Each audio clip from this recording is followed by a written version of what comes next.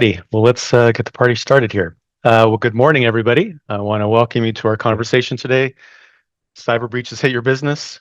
How are you going to respond? We're going to talk through and explore what businesses should keep in mind if they find themselves in that unfortunate position of going through a breach.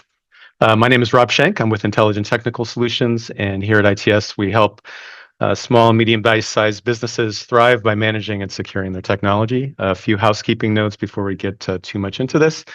Conversation will run about 30, 35 minutes or so. We'll stick around after for answering any questions that you might have. The conversation is going to be recorded, so you'll be able to review this internally and share this with any colleagues and so forth at your convenience. And happy to take questions. So you'll notice a Q&A box in your Zoom toolbar there. Please go ahead and submit your questions as we go, and we'll make sure we get to them as we go through the presentation. Alrighty, as we get started here, you'll notice in the lower right corner, you can see a QR code. That's going to lead to a special offer for attendees. So if you need to leave earlier, you might take a quick scan of that. For today's discussion, I'd like to welcome our special guests.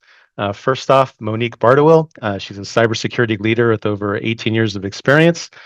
She's uniquely positioned to help clients in their journey to help improve cyber resilience against cyber attacks. And also Sean Harris, he's Chief Security Risk Officer here at ITS, and he helps our company, our client-facing security strategy, ensuring that risk management initiatives align with overall business objectives. I just want to welcome you both and look forward to the conversation. Thank you. Thank you. Looking forward to it.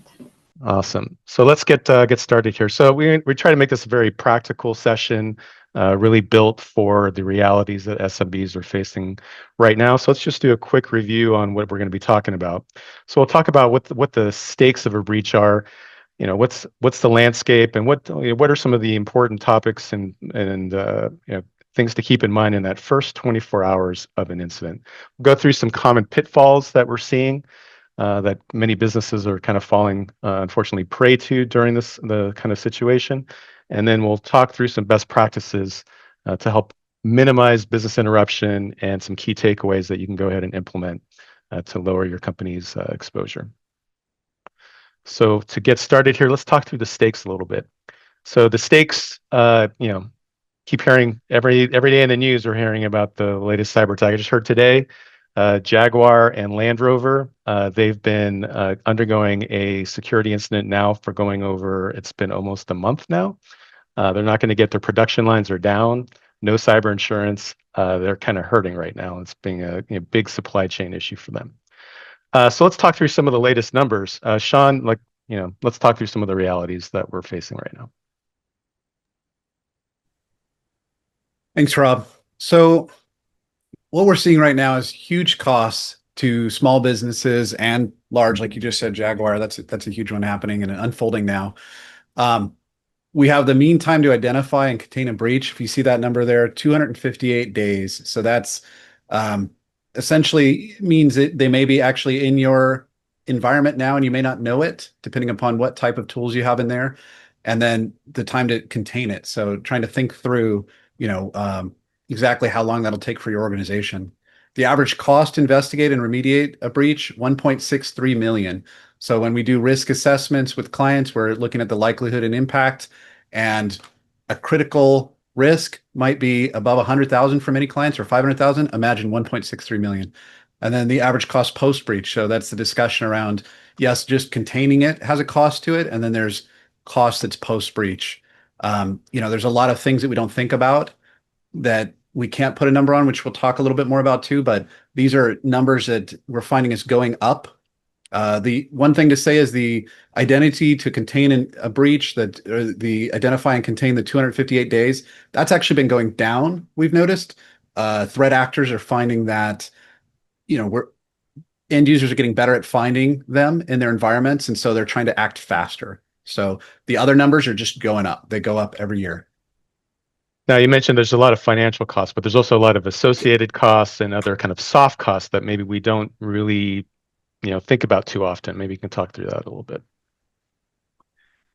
Yeah, I mean, there's all kinds of things that are hard to think through, but if you're really putting, what is the cost of this and why is it absolutely critical to have good incident response plan and have that tested on a regular basis, you have to kind of think through all the soft costs. So the easy ones to determine are lost clients. You might have reputational damage. You might lose clients just due to operations being disrupted, but you might also now have clients that hear about what happened and they're concerned about their data and they have to keep their data and their clients' data safe. The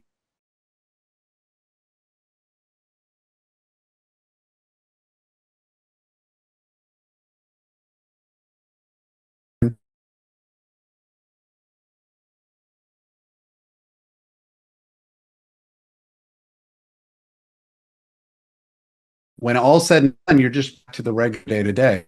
And so that's a really hard thing to put on top of everything else that your employees are doing. So there's a lot of employee burnout that can happen.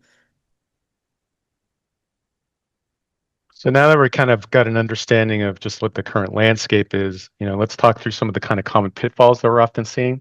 Maybe Sean, you want to start with that?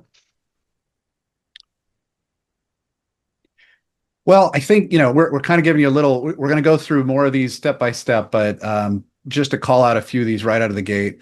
Um, if you haven't thought this through with your team, what happens when an incident is identified and an issue, some kind of problem, you might over communicate or you might communicate too soon to stakeholders and those people outside of your organization, but also inside of your organization. So it becomes kind of a dramatic, emotion driven response. That can be detrimental. That can incur reputational damage for no reason. It may not be an incident yet. We don't know.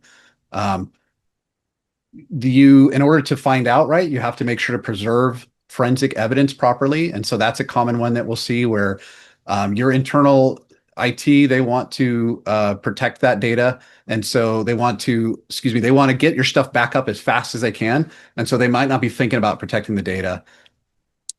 There might be areas of your environment that you haven't thought through, the cloud and SaaS environments, and you really ignoring that is something you can't do. And then there's little things like revoking compromised credentials. So you really need a checklist of items that happen, a playbook. Yeah. Monique, I know you deal with a lot of IR recovery efforts. What else are you seeing? I think Sean did cover the majority. The one things we see is the panic and kind of jump into recovery faster than thinking about a kind of a pragmatic response of how do we do this step by step. So the lack of preparation does lead into potentially overreaction or the wrong reaction. So we see a lot of that, and that makes it difficult for us to help in securing the recovery process, finding root cause, finding those gaps that exist, or cybersecurity or issues that could have been kind of bypassed by the threat actor. So what we want is avoid that. I'll say a calm response is hard to do, but it really will help the process as organizations that are prepared if they do have an incident. Cool. So that's really helpful just to kind of understand what are some of the common issues that we're seeing. And then I guess those are slowing down recovery, but so let's kind of pivot a little bit and let's talk through some of the best practices that companies should be thinking about and employing that's going to hopefully get them back up and running as quickly as possible. When you guys want to talk through that a bit? Well, I think, yeah, if you go to the next slide there, I think we start going through it. There are some standard frameworks out there on how to deal with these, and NIST has one that we're going to kind of walk through the steps of it. But essentially, you have to have, like what Monique was saying, you have to approach these things calmly and have a plan. And ideally, you have identified and written that plan and practice that plan ahead of time. So when you're first detecting and figuring out to escalate, this is a problem that we have for our SOC quite often and for internal IT departments is determining what is and is not an incident. And many things present themselves a certain way right in the beginning. And so you kind of have to treat everything as though it could be an incident and have an easy exit plan on your path to say, oh, actually, that's a configuration issue, or that's not a threat actor doing something to the environment. So, there's a lot of signals out there that we receive, and part of a good tooling and a good partnership is that they have ideas on exactly what those signals mean. But that's something you have to determine is, what are the signs that there is a breach? So they call them indicators of compromise. There are specific things out there that will point to that. verifying if it's real or it's a false alarm. Better to foster a culture of false alarms, but you can't have alert fatigue to the point that kind of the boy who cried wolf, right? You can't have so many alarms that nobody pays attention to anything. And then how do you contain without destroying evidence? So I like to tell a story of once upon a time we had a client that happened to turn off a machine. The person saw it was ransomware. They happened to turn off the machine because they thought that was the right thing to do. They didn't reach out to anybody. In this case, it actually helped the scenario, which was very odd. You really don't want to turn off that machine. There are certain ways that you want to isolate the machine in the case of specifically a machine. So you don't want it to talk to other things, but you don't want to lose what's in the memory. And there's different things that are important to know. And you really want to think that through before the actual incident. And that's what an incident response plan is about. And Monique, anything you want to add to that? I think for me, it's, kind of resonates with what Sean covered, which is misclassifying security events. So, right, we see events, sometimes we dismiss them maybe, and then we don't know enough. And as a result, we're like, okay, let's not worry about it now. We may see another event. I think it's looking for those patterns and kind of finding that balance of when to escalate.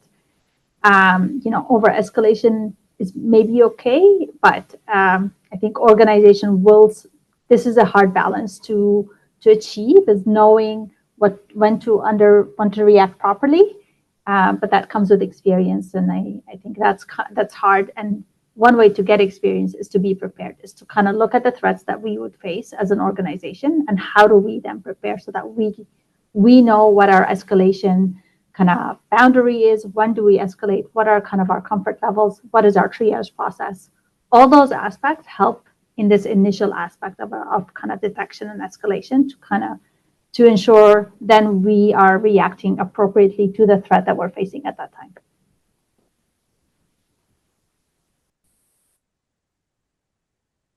Cool. Next section, Sean, you want to keep going there? Yeah, I mean, I kind of got into this a little bit on the prior slide, but disconnecting effective systems from the network, you want to prevent the spread.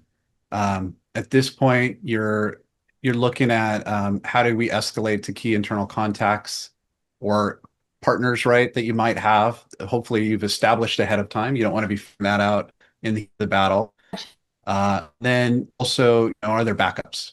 That's, I think, just initially even figuring out if backups exist is an important thing.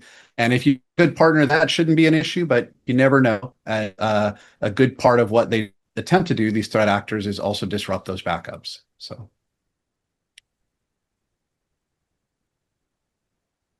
And what do you think backups? So backup, they play a critical aspect in kind of our response, especially if we're talking about a severe incident such as ransomware, or where there's an aspect of data disruption or kind of operational disruptions to systems. What we want to do at kind of that early stage is once check the status of the backup. Are the backups, do we know what kind of backups we have? Sometimes people are unsure. They've set them up, they think they're working, and they just leave them. So are they, domain connected? Are they actually, not connected in the cloud? Are they impacted? Did the threat actor try to connect and delete data, or impact that kind of the status of the backups? And are the backups, sometimes they are domain connected, and threat actors also, encrypt those. So depending on that initial state, that will impact the recovery process. So if we know our backups are secure, yes, our recovery, we still have to recover. It will take us time, but it's a lot worse when you don't have backups at all. And then you're kind of stuck between a rock and a hard place. Like, how do I regain access to my data? Is it forcing me into negotiations with a threat actor? It raises a lot more pressure and a lot of decision making that organizations have to face in a very tough kind of timing and environment. And so knowing, all of this, kind of knowing that status will help us assess what to do next, but that also goes back to kind of having proper preparation to ensure that our environment is resilient enough to help us during response processes. Yeah. So once you're kind of in a situation where like the situation is contained, kind of what's next here? I know we're talking through like what's maybe you can share some examples of, where kind of lack of data preparation has impacted an organization. What's that been like in your experience?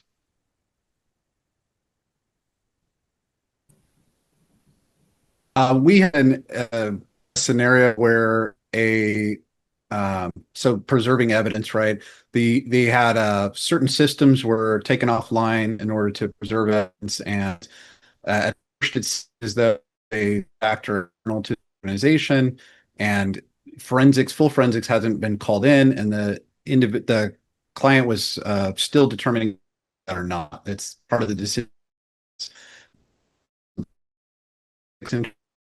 all the different pieces. They decided, getting operational was important, and they believed, given the information presented to them, that it was time to move forward. And so there were certain things done that kind of got rid of certain logs and information that was required. And later, it was found that it actually was an inside actor, not term. So it was a need for a lot more information. Once you have someone that's inside your organization, it was someone that was hired, a remote worker, right? A very common thing we're seeing now, a remote worker that wasn't exactly who they said they were. And so we needed a lot more information at that point. So the point being, early on, it kind of goes to the being careful. You don't really know what you have yet. And so you really do need someone to just kind of look at everything holistically and then determine the areas to go. You can't just chase one idea down and think, oh, that's it, let's move forward. But it's always a decision to be made. Now, Monique, I know you go through a lot of these kinds of things. What are some examples that you've seen in your world? So I'll say, investigators love data. The more data we have, the better we are, right? We have more data points to pull on, more information to examine so that we can tell the full story. The big question we get is that this happened, how did it happen? What was the root cause? We can certainly speculate. There are many ways a threat actor can penetrate a network, but what we want is to be, for our investigation to be data focused. What we see a lot is kind of the loss of data, which is when it comes to, the organizations have to face a point of like, okay, I want to recover my operations and move forward because certainly that's impacting my, kind of my business.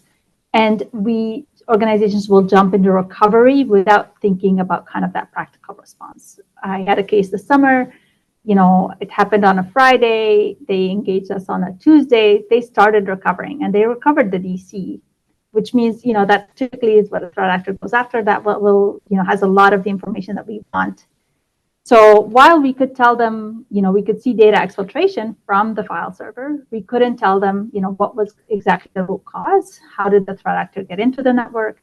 What tools did they use? How did they, some of the techniques that were employed so that we can then identify gaps in security so that we can mitigate and secure the environment moving forward. So it does make it difficult for investigators and for organizations to know potentially the real impact. How do I improve my security moving forward? So not having enough data only allows us to only tell a partial, a part of the story, not the complete story.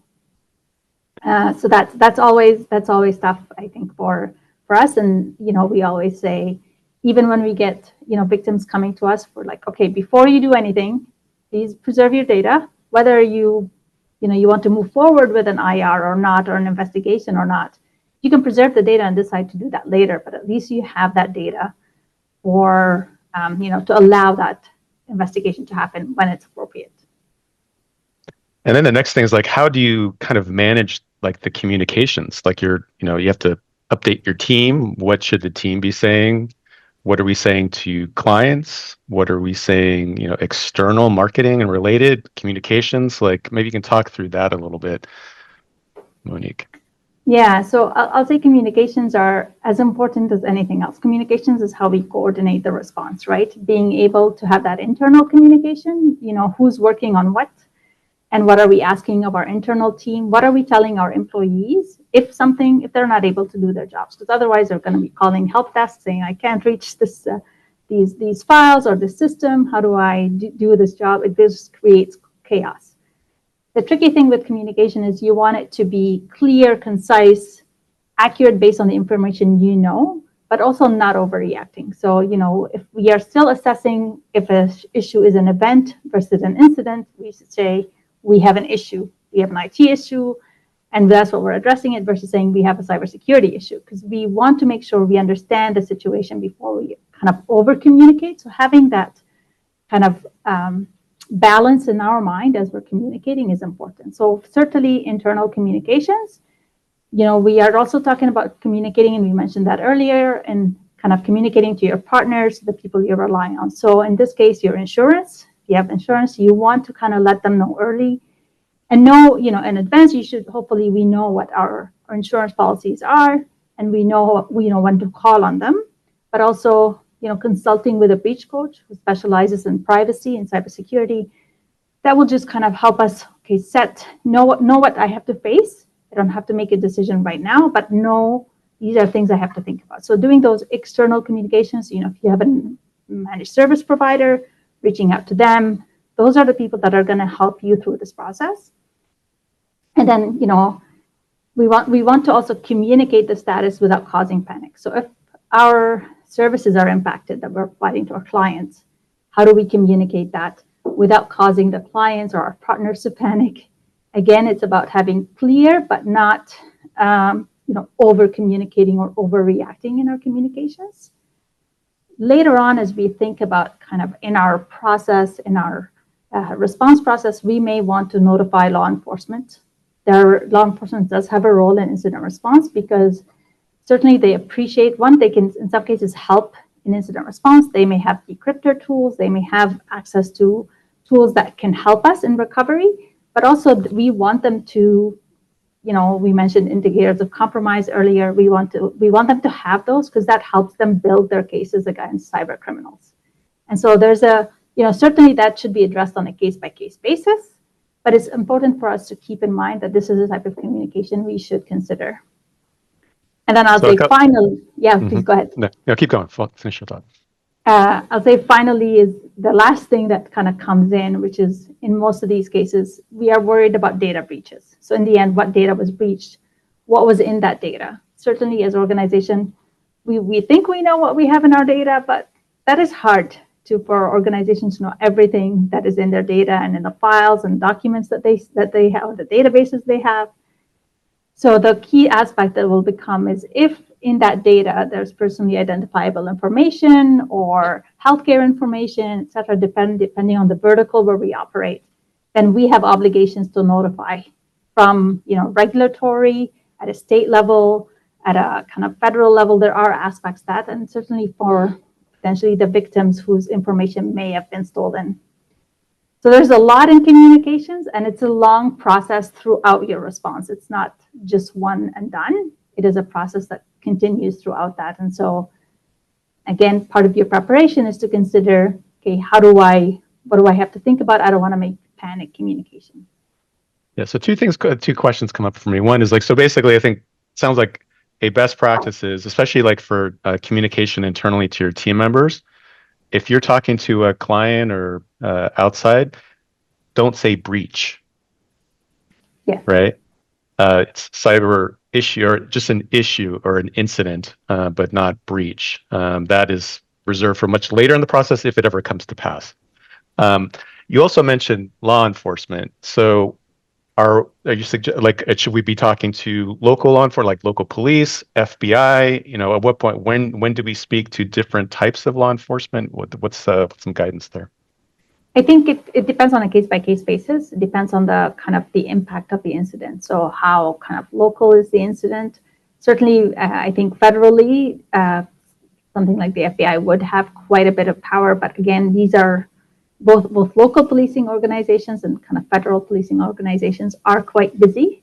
They are getting lots of help, requests for help and assistance, and they can assist in many, but I think it is on a case-by-case basis on when to reach out to them.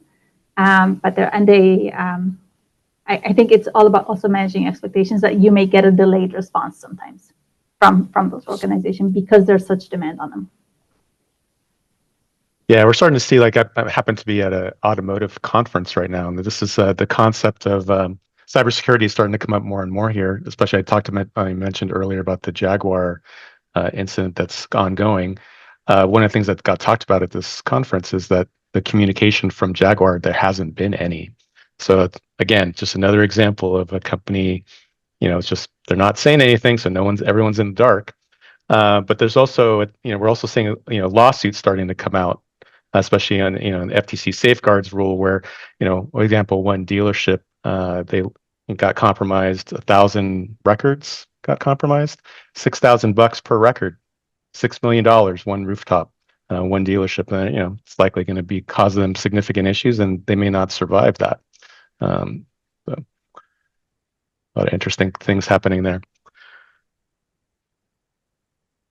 All right. So let's talk about, we've gone through communication. We're now communicating with our outside partners, prospects, vendors, internal folks, and now we're starting to head towards recovery. So we can kind of paint that picture a little bit. What does a typical recovery look like in some of the incidents that you guys have worked through? So for me, recovery is not always the same for every organization. A really kind of well-executed recovery process would be knowing what we need to recover first. So, what are our critical operations and what are the critical systems that are associated to those operations that we want to focus on? In many cases, sometimes I get on incident, they're like, we need email back. Okay, great. But is that really the top thing? So I think it's knowing what to recover first based on the operational need is really important. But for us, there's an aspect of the investigation that helps educate the recovery process. So knowing what is my safe point of recovery. So, if let's say the threat actor somehow made it into the backups, they were operating there and they made it, then we don't want to recover from I'll say, compromised backup. We want to understand when was the first entry point and then kind of use that as our recovery time. So that's our safe recovery time. So we want to make sure that we're recovering from a secure place. In that recovery process, we also want to, restore operations, execute the patches that are necessary, remove malware, rebuild systems. All of that is guided from what we're finding from the investigation that we can, as we are looking at restoring operations, we want them to be in a secure spot. The other thing is in that recovery process, we want to have insight into the real-time, activities on the network. So having during that recovery process is ensuring we have the proper cybersecurity monitoring in place during that process to give the victim organization an assurance that, okay, we're not seeing ongoing activities, right? That you are in, while it's taking time, while we're going through that process, we're giving you not just an understanding of what happened, mitigating the, any security gaps, but we're also looking at securing it moving forward. So for us, those are really important from my perspective. And then, organizations should work with their partners, their MSPs, their IT providers to help them through that process. They'll play a critical step in this recovery process. Yeah, Sean, what about from your point of view? Yeah, this is the toughest part because there's this tension between getting operations back up and making sure that everything's clear. And there's in war, there's a thing called a lure attack that I think it's against Geneva Convention, but it's the idea that you put out a bomb, you blow everybody up, and then the people coming to recover and help, all the medical staff, you then blow them up. And that's horrible, obviously, but it's not above threat actors to do that, where they'll initiate something and then we're not in the clear, and now they're going to hit again, and they're going to hit again and hit again. And so what that does is that degrades morale, right? That burns people out. And that's something that is a known attack to get you to pay that ransom, right? And that's their end thing, is they, whichever way they can, they want to extort that money from you. So I think it's very critical. What we do with clients from the MSP side, we do where we'll act as a virtual security officer, and we help them create and make sure that they have in place a business continuity plan. So that's something that gets kicked off. Disaster recovery plan, that's the order in which you recover things. And then just being absolutely sure that things are in the clear. And that's that tension that everybody has to ideally have agreed upon ahead of time, so that in the heat of the battle, there isn't someone making that decision maybe hastily and resulting in something worse. What we found is once a threat actor has it in there, it's almost like you can almost imagine a petulant child trying to get their money, kicking and screaming in the other room. And we've heard of them calling and harassing people. We've heard of them all of a sudden emails go up from 5 to 1,000, right? It's all of a sudden and they just believe if they can just they're trying to create that urgency that every scam requires. So let's start to kind of wind this down here and kind of talk through some like key takeaways. If you're going to remember anything from today's discussion, these are the items that you want to kind of take home to your organizations. Sean, you want to lead us through that?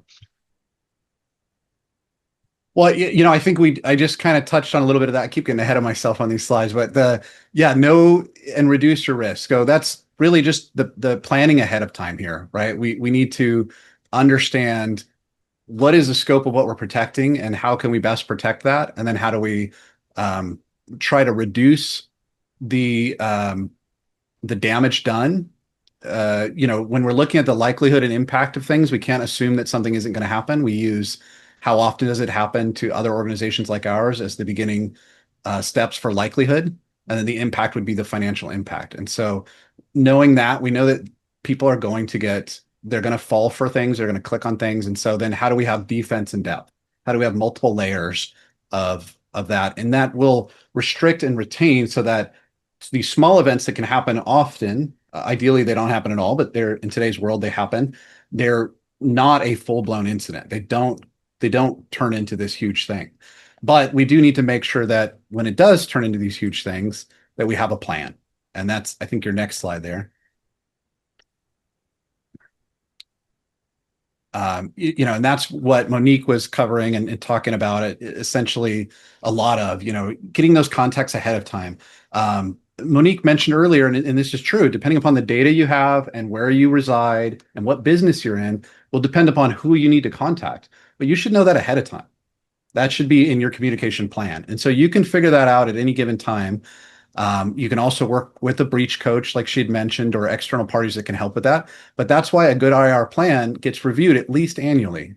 You need to go back through it and re-review those things to make sure all those numbers are correct. Is that still the law firm's number, or has that changed? People are shopping their insurance. Is insurance is changing? Do we have all the new stuff in there? Is everybody on the same page? And then, I think it talks about their path to recovery. That's your disaster recovery plan. Knowing how business will stay running. That's your business continuity plan. So we mention these things, and sometimes they're just these, it's on a checklist that a partner's asking for to make sure that you're sufficient for them to do work with you. If anybody on this call maybe has been asked for that, and maybe it's something that you think you need to get done, but it really is a living document that needs to be updated at least on an annual basis, that all the key players that are part of it understand it. And that's why you do, and we might talk about this in the next slide, you do want to practice it too. You want to go through practice on it. Yeah, Monique, you want to walk through that? Yeah. So I think this is a key point in helping anybody. It's kind of like if you want to run a race, you don't want to just on race day go up and kind of run your 5 or 10K, right? You're going to be exhausted at the end. You're going to be tired. You may suffer injuries after. So this is a way for us to practice and build that memory, that response memory, without having to go through an incident. For us, what we would recommend is tabletop exercise that allows you to simulate something that could happen within your environment, and then getting those key stakeholders that are internal, kind of practicing what are the different roles, who's doing what, who's making the decisions, what kind of decisions we want to worry about, what are, can we function can we continue functioning, what can continue functioning if we're impacted by this, what can't. So it just allows us to, simulate that stress environment without having kind of actually have to face it. So, and then what we want is kind of, you could certainly in some of these, you could focus on the technical response. What is the security team doing? How are they triaging? Do they know what kind of data we want? Do they know who to reach out to? Or also could be about, decision making by the executives, communications. How do we communicate? What do we communicate? Do we pay a ransom? Do we not pay a ransom? Do we have a policy on that? So there's a lot of nuances that what we don't want and what we see adds a lot to stress during an incident is when organizations haven't thought about this. And why should you, right? It's not something organizations, they're busy doing their own work. And I think what makes this important is kind of building that trust ecosystem within providers that can help you through that, but also internally focusing as how do I build confidence in my response plan. And organizations sometimes do this on a yearly basis or every second year. That just helps build that memory because people move on. If the roles and responsibility, if I'm doing this position today, I'm responsible for this. Next year it might be a different person. So it's really important to have continuity internally about understanding what the plan is. Yeah, Sean, anything you want to add there? I just can't emphasize it. It takes a lot of work to get to the point where you can do the simulation, the crisis simulation through a tabletop, though you can start with whatever you have and then learn from there. But just the growth that I've seen in organizations when we go through this, like the involvement from people and how well the plan then adapts to even be something that really can work the best in that instance, really happens from those simulations. And so it then all of a sudden it's not just a few people's plan, it is the company's plan, and everybody now is together on the same page as a team. Yeah, important to get that buy-in. Yeah. And the next slide there, talking about trust in the experts. Monique, you want to run through that? So I think the key point here is, knowing, right, like you have experts in your day-to-day life that you go to consult on certain things. Cybersecurity is a field on its own, and it's very different than IT and kind of providing IT services.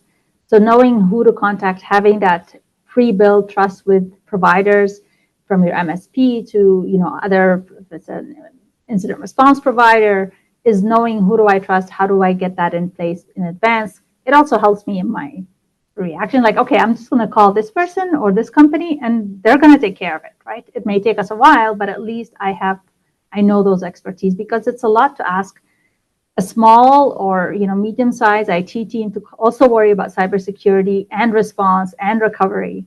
So how do we help your experts? We always like to say we want to become an extension of an organization's own team so that we can really help them through that process. And building that relationship goes a long way in kind of an expedited response and an efficient response. For sure. So maybe let's talk through just like next steps for folks that want to take a look and work on minimizing any risk and exposure that they have. If you don't have a fleshed out incident response plan, as Monique and Sean were mentioning, you don't want to figure that out in the middle of an incident. Preparation is really key. That's something that we can definitely help you with. You can go ahead and scan that QR code and just book a time or send an email over to secure@itsasap.com, and happy to have a conversation with you. We can also run some assessments so you have a really good understanding of just what is my level of exposure and risk as an organization, and where should I start to prioritize and plug some gaps and plug in some holes so you can lower your risk. With that in mind, we got a bunch of questions here, so I'm going to transition over to this. And again, feel free to, if you have any other ones, please feel free to drop them into the Q&A button there. If I have, so for whichever one of you guys wants to take this, if I have a cybersecurity solution, do I also need an IR plan? Yes, you do. Yes, you do. The best thing I could give is you may have smoke alarms and even sprinklers in your building, but you still have an exit plan on how to get out of the building and what to do if the building burns down. Like, one is the cybersecurity solutions will help, and that's part of defense in depth and mitigating the spread.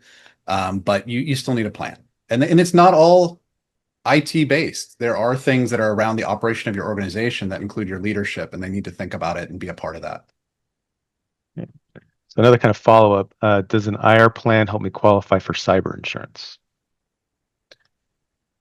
I have heard it does. I know some cyber insurance organizations that like to hear that. There's a big form that you fill out with any cyber insurance. It changes every year. The things that weren't required last year will be required this year, and it shifts. MFA a few years ago, all of a sudden if you don't have MFA, we're not going to renew your insurance.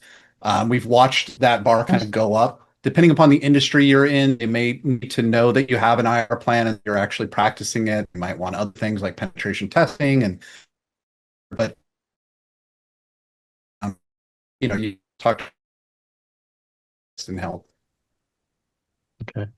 Another question, like how do you differentiate between a minor and a major cyber incident? Like how does it break down, and like how does that get determined?